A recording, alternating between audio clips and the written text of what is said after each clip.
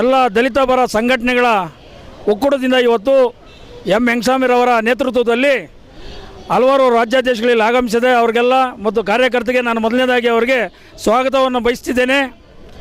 ಇವತ್ತು ಈ ನೀತಿಗೆಟ್ಟಂಥ ರಾಜ್ಯ ಸರ್ಕಾರ ನಮ್ಮ ದಲಿತರಿಗೆ ಸೇರಬೇಕಾಗಿದ್ದಂಥ SCPS TSP ಹಣವನ್ನು ದುರ್ಬಳಕೆ ಮಾಡಿಕೊಂಡು ನಮಗೆ ದಲಿತರಿಗೆ ಸೇರಬೇಕಾಗಿದ್ದ ಹಣನ ಅವರು ಲೂಟಿ ಮಾಡ್ತಾಯಿದ್ದಾರೆ. ಈ ನೀತಿಗೆಟ್ಟ ರಾಜ್ಯ ಸರ್ಕಾರ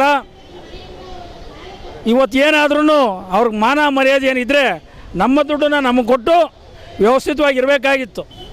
ಇವತ್ತು 2013ರಲ್ಲಿ ಇದೇ ಕಾಂಗ್ರೆಸ್ ಸರ್ಕಾರ SCP TSPಯನ್ನು ಜಾರಿಗೆ ತಗೋ ಮುಖಾಂತರ ದಲಿತರ ಹೋರಾಟಗಳಿಗೆ ಮಣಿದು ಈ ಒಂದು ಕಾಯ್ದೆಯನ್ನು ತಂದು ಅದನ್ನು ದುರುಪಯೋಗ ಪಡಿಸ್ಕೊಳಕ್ಕೆ ತಂದುಬಿಟ್ಟದೆ.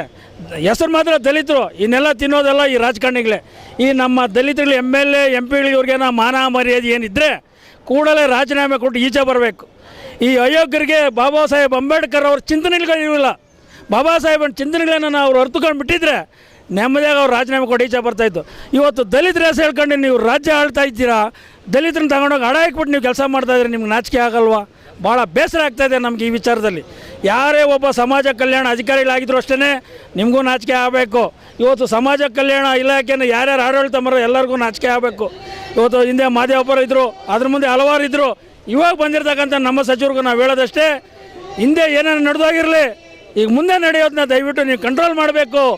ಇವತ್ತು ಮನೆ ವೆಂಕಟಸ್ವಾಮಿಯವ್ರು ಹೇಳ್ತಾಯಿದ್ರು ಈ ಹಣನ ನಮ್ಮ ದಲಿತರು ಕೊಟ್ಬಿಟ್ರೆ ಎಷ್ಟೋ ಚೆನ್ನಾಗಿರ್ತಾಯಿದೆ ಅಂತೇಳಿ, ಅದನ್ನು ಜಾರಿ ಮಾಡಕ್ಕೆ ತನ್ನಿ.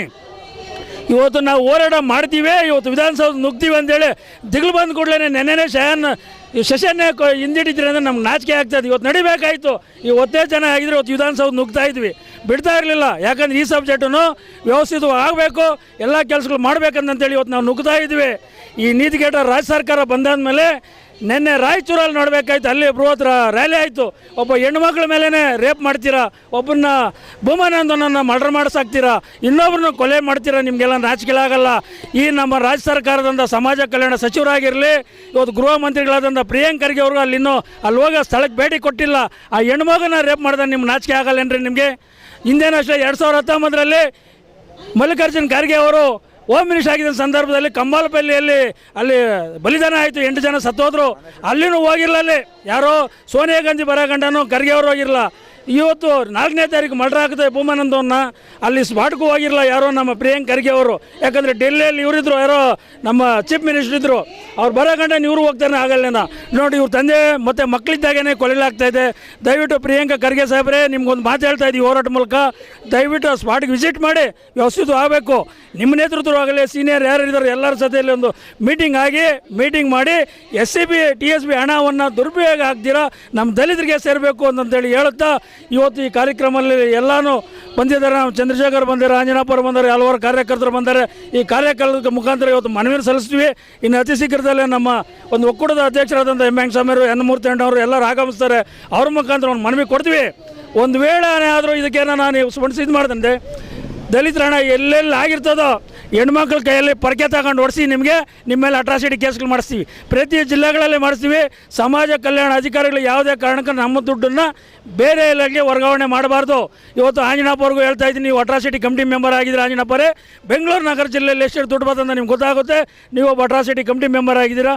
ಇದು ಜಿಲ್ಲಾಧಿಕಾರಿಗಳಿಗೂ ಮನವಿ ಕೊಟ್ಟು ಸಮಾಜ ಕಲ್ಯಾಣ ಅಧಿಕಾರಿಗಳಾದಂಥ ಜಂಟಿ ನಿರ್ದೇಶಕ ಲಕ್ಷ್ಮಣ ರೆಡ್ಡಿ ಅವ್ರಿಗೆ ಮಾಹಿತಿ ಕೊಟ್ಟು ಈ ದುಡ್ಡು ನಿಲ್ಲಿಸಬೇಕು. ಬೆಂಗಳೂರು ನಗರ ಜಿಲ್ಲೆ ಒಂದು ಕಡೆ ನಿಲ್ಲಿಸಿದ್ರೆ ಎಲ್ಲ ಕಡೆ ವ್ಯವಸ್ಥಿತ ನಿಲ್ಲುತ್ತೆ ಅಂತಂದು ಹೇಳ್ತಾ ನಮ್ಗೆ ಇಷ್ಟೊತ್ತು ಕರೆದು ಒಂದು ಮಾತನಾಡೋಕ್ಕೆ ಮತ್ತು ವ್ಯವಸ್ಥಿತವಾಗಿ ಪತ್ರಿಕಾ ಮೂಲಕ ವರದಿ ಸಲ್ಲಿಸೋದಕ್ಕೆ ಈ ವಿಚಾರನ ತಾವುಗಳು ಎಲ್ಲ ಕಡೆ ಪ್ರಚಾರ ಮಾಡಿ ಪ್ರತಿ 31 ಜಿಲ್ಲೆಗಳಿಗೆ ಇದು ಪ್ರಚಾರ ಆಗಬೇಕು.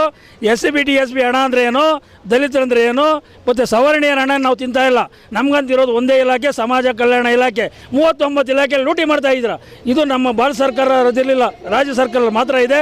ಇಲ್ಲಿ ಮತ್ತು ಇನ್ನೊಂದು ಕಡೆ ಒಂದು 2-3 ಕಡೆ ಮಾತ್ರ ಇದೆ. ಯಾವುದೋ ಇದೇನೋ ನಮ್ಮ ದಲಿತರ ಒಕ್ಕೂಟಗಳಿಂದ ಬಂದಿರತಕ್ಕಂಥ ಇದು ಯೋಜನೆ. ಇದು ಈ ಯೋಜನೆಗೆ ಮಣಿದು ಸರ್ಕಾರ ಯಾವುದೇ ಕಾರಣಕ್ಕೂ ನಮ್ಮ ದುಡ್ಡು ನೀವು ತಗೊಳಕ್ಕೆ ಕೊಡ್ರಿ. ಯಾಕಂದರೆ ಸಂವಿಧಾನದ ಅಡಿಯಲ್ಲಿ ನೀವು ಮಾಡಿಲ್ಲ. ನಮ್ಮ ಒಕ್ಕೂಟಕ್ಕೆ ಮಣಿದು ನೀವು ತಂದಿರೋ ದುಡ್ಡನ್ನು ನೀವು ದುರುಪಯೋಗ ಪಡಿಸ್ಕೊಳಕ್ಕೆ ಕೊಡ್ರಿ. ನಮ್ಮ ದುಡ್ಡು ನಮ್ಗೆ ವಾಪಸ್ ಕೊಟ್ಬಿಟ್ಟು ಅಂತ ಹೇಳ್ತಾ ಇಷ್ಟೊತ್ತು ನನಗೆ ಮಾತಾಡೋಕ್ಕೆ ಅವಕಾಶ ಮಾತು ಕೊಟ್ಟಂತ ತಮ್ಮೆಲ್ಲರಿಗೂ ಅನಿಸುತ್ತಾ ನಾನು ಮಾತಿಗೆ ವಿರಾಮ ಹೇಳ್ತೀನಿ.